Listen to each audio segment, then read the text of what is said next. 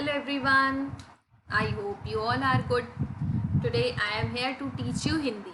Okay, myself Richa, मेरा नाम रिचा पांडे है। सबसे पहले मैं आपको एक छोटा सा अपना ब्रीफ इंट्रोडक्शन दे दूँ तो मैं यहाँ पे आज आपको हिंदी पढ़ाने वाली हूँ।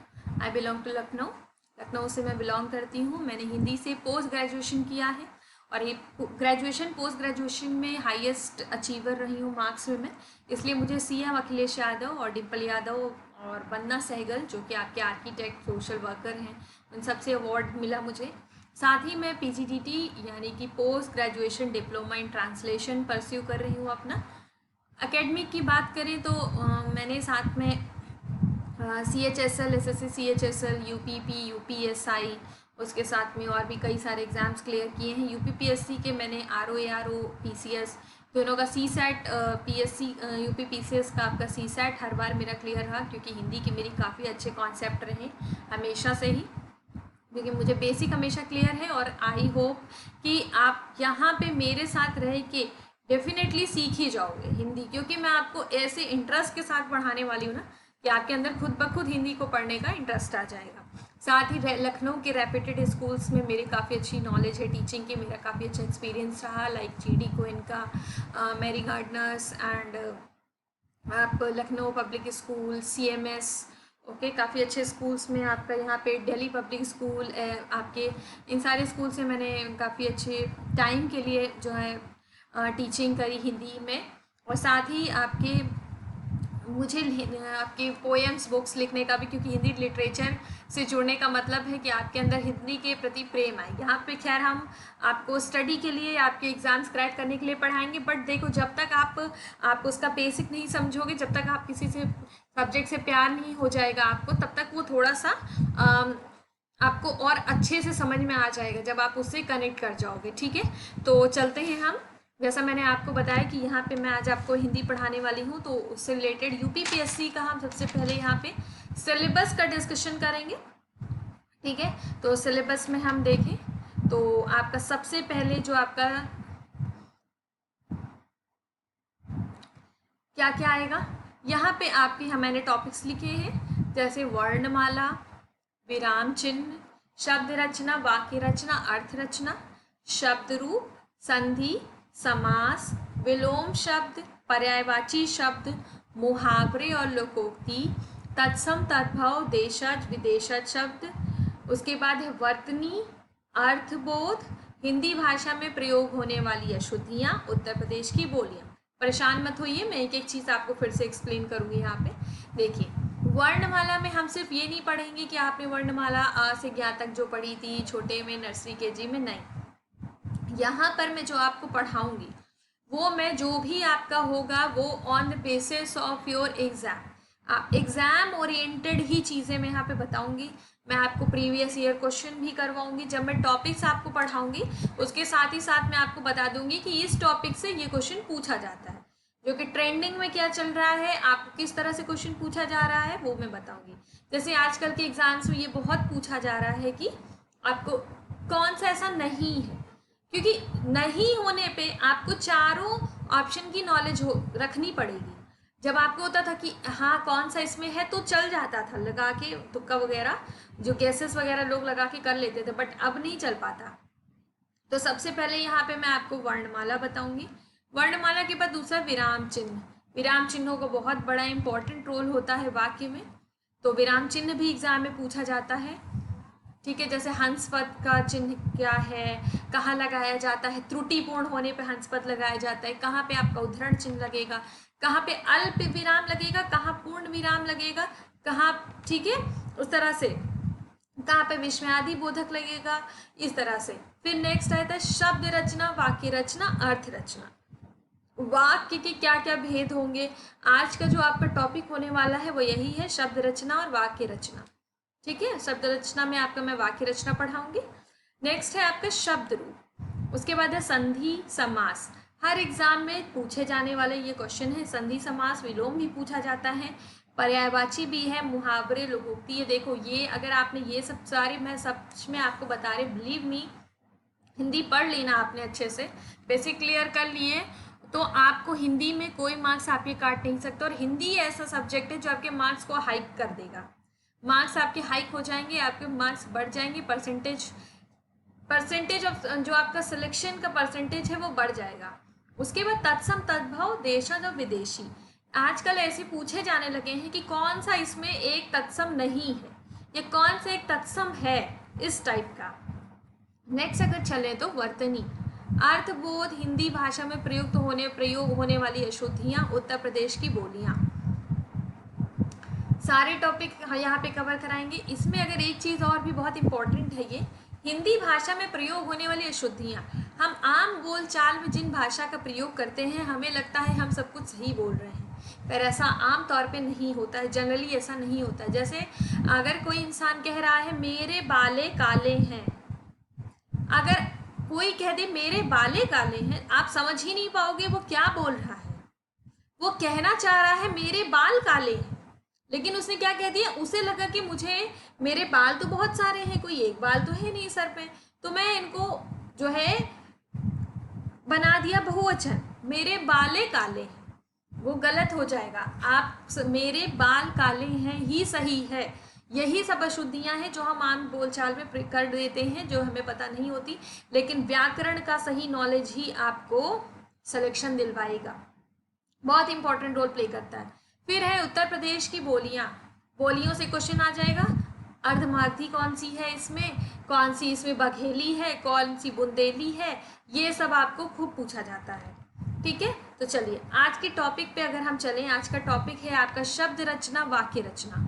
ठीक है, शब्द रचना वाक्य रचना आज आपका टॉपिक है, जो कि आपके काफ़ी इंपॉर्टेंट है और एग्जाम में बहुत पूछा जाता है। नेक्स्ट हम देखें वाक्य किसे कहते हैं। जब आपने छोटे से पढ़ना शुरू किया होगा, तो सबसे पहले आपने वर्णमाला सीखी आ से ज्ञा तक, उसके बाद आपने जब सीख लिया पढ़ना तो आपको 2 अक्षर के शब्द बिना मात्रा वाले सिखाए गए, बिना मात्रा के 2 अक्षर के शब्द, 3 अक्षर के शब्द, 4 अक्षर के शब्द। जब आपने उनको लिखना सीख लिया, पढ़ना सीख लिया, उनका सुलेख इमला सब कर लिया, तब आपको टीचर ने सिखाया मात्रा। ठीक, तो मात्रा हमने सीखा, फिर मात्रा सीखने के बाद फिर हम शब्दों का शब्द बनाना सीखते हैं, शब्दों से वाक्य बनाना सीखते हैं। ठीक, स्टेप बाय स्टेप। तो वाक्य किसे कहते हैं, अब हम यहाँ पे ये देखेंगे। देखो क्लास टू क्लास आपका लेवल बढ़ता गया होगा। अब आप एग्ज़ाम दे रहे हो यूपीपीएससी का, ये क्लासेस वैसे आपके सभी एग्ज़ाम्स के लिए इम्पोर्टेंट है, लेकिन यूपीपीएससी का तो बिल्कुल ही इम्पोर्टेंट है। और यूपीपीएससी के पूछे जा रहे क्वेश्चन भी मैं आपके साथ डिस्कस करूँगी, टॉपिक वाइज टॉपिक। ठीक है, चलो तो मैं पहले आपको बता देती हूँ वाक्य किसे कहते हैं। आपके कॉम्पिटिटिव लेवल के हिसाब से बता रही हूँ मैं आपको, क्लास 1-2 के हिसाब से नहीं बता रही हूँ। ये जो आपके परिभाषा है, शब्दों के व्याकरणबद्ध क्रमबद्ध सार्थक समूह को वाक्य कहा जाता है। ठीक है, तो शब्दों के व्याकरणबद्ध माने व्याकरण के जो नियम है, हिंदी व्याकरण को जो नियम है उनसे ये बंधे रहते हैं वाक्य। वाक्य को मानना ही, जैसे आप अपने घर में रहते हैं मम्मी पापा का कहना मानना होता है, वैसे ही व्याकरण का कहना मानना है अगर वाक्य को बने रहना है। अदरवाइज वो वाक्य की कैटेगरी से बाहर। अगर आपने उल्टा पुल्टा बोल दिया, लड्डू गई खा, ठीक, मछली उड़ है गई, तो ये सब उल्टा पुल्टा नहीं। मछली उड़ गई है, हालांकि मछली नहीं उड़ती, लेकिन बता रही है आपको वाक्य। तो शब्दों के व्याकरणबद्ध, ठीक है, व्याकरणबद्ध जो आपका होता है क्रमबद्ध, क्रम में बंधे हुए, एक हाइट वाइज होता है ना, स्कूल में हाइट वाइज खड़ा करते हैं, वैसे यहाँ क्रमबद्ध, एक एक एक आपके बाद आपके बाद आप फिक्स होता है। ठीक है, तो पहला कर्ता आएगा आपका, ठीक, उसी हिसाब से एक एक करके होता है ये सब। तो सार्थक समूह को वाक्य कहा जाता है। नेक्स्ट चलते हैं, वाक्य शब्दों का ऐसा व्यवस्थित रूप जिससे मनुष्य अपने विचारों का आदान प्रदान करे, उसे वाक्य। और वाक्य आदान प्रदान तभी हो पाएगा जब आप उसको प्रॉपर क्रमबद्ध तरीके से बोलेंगे। अब हम यहाँ पे देखेंगे वाक्य के प्रकार। तो वाक्य के प्रकार रचना के आधार पे, आज हम जो यहाँ पे पढ़ेंगे वो यही पढ़ेंगे रचना के आधार पर। रचना के आधार पे क्या है, सरल वाक्य, संयुक्त वाक्य, मिश्र वाक्य। ठीक, और अर्थ के आधार पर हम बाद में देखेंगे। चलिए नेक्स्ट स्लाइड में हम चल रहे हैं सरल वाक्य। सबसे पहले अगर हम सरल वाक्य की तरफ चलें, मेरी बात को आप बहुत ध्यान से सुनिएगा, आपको सब क्लियर हो जाएगा। जिन वाक्यों में एक उद्देश्य और एक विधेय होता है, ठीक, क्या होगा, एक उद्देश्य यानी गोल, आप किसकी बात कर रहे हो, किसके बारे में बात कर रहे हो, ठीक। और एक विधेय, क्या बात कर रहे हो। उद्देश्य, जिसके बारे में जो मेन टारगेट है आपका विषय जो है, जैसे आज का आपका उद्देश्य क्या है, यहाँ पे हम वाक्य के आधार, रचना के आधार पर वाक्य की बात कर रहे हैं, ठीक। तो ये हमारा उद्देश्य। विधेय, क्या क्या बात कर ली, वो सब हो गया आपका विधेय। अगर उदाहरण हम देखें तो पक्षी आकाश में उड़ रहे हैं, यहाँ उद्देश्य कौन है, पक्षी। विधेय क्या है, आकाश में उड़ रहे हैं, सिंपल। नेक्स्ट चलो, मिश्रित वाक्य, मिश्र माने सब मिला दिया, ठीक, खिचड़ी बना दी। तो खिचड़ी किसकी, एक वाक्य और एक उपवाक्य की, ठीक। जिन वाक्य में एक वाक्य यानी एक मेन हो जाए, दूसरा उपवाक्य उसके साथ हो जाए, ठीक है। और एक कथन, या फिर आप कह लो एक कथन होता है, एक परिणाम होता है। जैसे कथन क्या, यदि डॉक्टर समय से नहीं आया तो क्या परिणाम, रोगी मर जाएगा। अगर पढ़ाई अच्छे से कर ली तो एग्जाम पास हो जाएगा, ठीक। तो यही होता है, एक उद्देश्य, एक विधेय होगा सरल वाक्य में, और आपका मिश्रित में एक वाक्य या दूसरा उपवाक्य, ठीक। वाक्य आपका क्या है, यदि डॉक्टर समय से नहीं आया तो, उपवाक्य क्या, तो रोगी मर जाएगा। उसी तरह कथन क्या हो गया, यदि डॉक्टर समय से नहीं आया, परिणाम क्या हो गया, रोगी मर जाएगा। तीसरा है संयुक्त। संयुक्त में आपको पता होगा कि संयुक्त क्या होता है। जब आप देखो, संयुक्त माने ज्वाइंट, संयुक्त परिवार सुना होगा आपने, यानी ज्वाइंट फैमिली, ठीक है। ज्वाइंट फैमिली जो जहाँ पे सब मिलके रहते हैं। एक होती न्यूक्लियर फैमिली, जहाँ पे सिर्फ मम्मी पापा उनके बच्चे हो गए, और यहाँ पे संयुक्त में क्या, सब, मम्मी भी, पापा भी, दादा भी, दादी भी, चाची भी, चाचा भी, मौसी भी, बुआ भी, सब आके रह रहे हैं, ठीक। हो गया संयुक्त। आजकल तो बहुत कम हो गया है, बहुत ही रेयर केसेस में देखने को मिलता है। तो जब दो अलग अलग प्रकार के वाक्य, जैसे अलग अलग लोग आके रहते हैं, वैसे अलग अलग प्रकार के वाक्य आपस में जोड़ दिए जाते हैं, लेकिन आपस में कोई संबंध नहीं है किसी का, तो आके सब रह रहे हैं। जैसे उदाहरण देखो, मैं दिल्ली जा रहा था और मेरा मित्र आगरा जा रहा था, किसी का संबंध किसी से नहीं है। अगर आप कह दो मैं दिल्ली जा रहा था तो भी वाक्य कंप्लीट हो गया, वाक्य पूरा हो गया।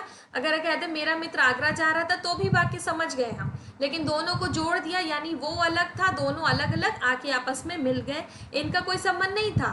और संयुक्त वाक्य की एक पहचान में और बता दूं, इसमें दो से ज्यादा भी वाक्य आके जुड़ जाते हैं, ठीक है। दो से ज्यादा भी वाक्य जुड़ जाते हैं, इसलिए हो जाता है संयुक्त। तो एक बार फिर से जल्दी से मैं आपको रिवीजन करवा दूं। सरल वाक्य क्या, एक उद्देश्य एक विधेय। मिश्रित वाक्य क्या, जिसमें एक वाक्य दूसरा उपवाक्य या फिर एक कथन दूसरा परिणाम। संयुक्त क्या हो गया, जिसमें दो अलग अलग तरह के वाक्य आपस में मिल जाए, लेकिन सबका अर्थ निकलता है, एक वाक्य का भी निकलेगा दूसरा का भी। अगर आप तोड़ के अलग कर दोगे तो भी सब रह लेंगे, जैसे कि फैमिली को अलग अलग कर दोगे तो वो भी रह लेंगे, और यहाँ पे आप संयुक्त वाक्य को अलग कर दोगे तो भी रह लेंगे, ठीक है। आई होप सो ये आपको टॉपिक अच्छे से क्लियर हो गया होगा, ठीक है। एग्जाम्स में आने वाले क्वेश्चन ऐसे ही पूछे जाते हैं आपको, जैसे कोई भी आपको अगर उदाहरण दे देगा, ठीक है, कि वह रात भर सड़क के किनारे पड़ा रहा क्योंकि उसे कोई देख ना सका, ठीक। अगर ये आ जाएगा आपके एग्जाम में तो आपसे पूछ लेगा इसमें कौन सा वाक्य है, तो आप समझ जाओगे एक कथन है दूसरा परिणाम, तो हो गया ये मिश्रित, आप तुरंत कैच कर लोगे, फिर आपको बहुत अच्छे से समझ में आ जाएगा। तो आज हम यहीं तक रखते हैं क्लास को, ठीक है। आई होप सो आपको अच्छा लगा होगा, क्लास समझ में आई होगी। मिलते हैं नेक्स्ट वीडियो में फिर से। Thank you so much. पढ़ते रहिए और अपने हेल्थ का भी ज़रूर ध्यान रखिए, बिकॉज आपके स्वस्थ मस्तिष्क में ही स्वस्थ शरीर में ही स्वस्थ मस्तिष्क का वास होता है, ठीक है। तो आपको ये ध्यान रखना है और अपना केयर करना है, साथ में पढ़ते रहना है, रिवीजन करते रहना है, तभी आपको फिर ये चीज़ें अच्छे से और हमेशा डाउटफुल तरीके से आपके माइंड में अनडाउटफुल तरीके से बैठे रहेंगे। डाउट आपको जहाँ होगा उसके लिए मैं हूँ, ठीक है। डाउट जहाँ हो, डाउट होना अच्छी बात है, जब पढ़ोगे तो डाउट होगा, उसके लिए मैं यहाँ पे हूँ। तो फिर आप मुझे नेक्स्ट क्लास में अपना टॉपिक बता सकते हैं, या फिर हम जो नेक्स्ट टॉपिक है वो डिस्कस करेंगे। तब तक के लिए thank you so much, bye bye, take care, thank you.